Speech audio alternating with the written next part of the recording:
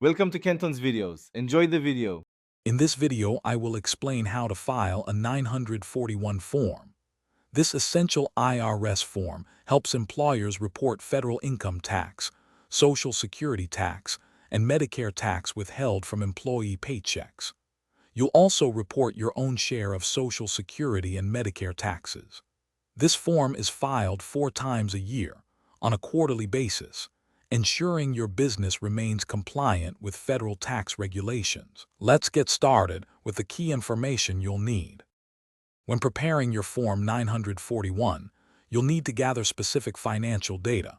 This includes the total wages, tips, and other compensation you've paid to your employees. You must also report the federal income tax you withheld from their pay. Additionally, you'll detail both the employee and employer portions of Social Security tax, which is 12.4% combined, and Medicare tax, which is 2.9% combined. Calculating your total tax liability for Form 941 involves a few steps. First, add up all the federal income tax you've withheld.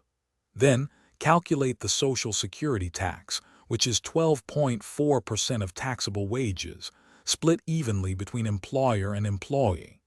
Next, determine the Medicare tax, which is 2.9% of taxable wages, also split. Remember to account for any qualified sick and family leave wages. Timely filing and payment are crucial. Generally, you must file Form 941 by the last day of the month following the end of each quarter. For example, for the first quarter ending March 31st, the deadline is April 31st.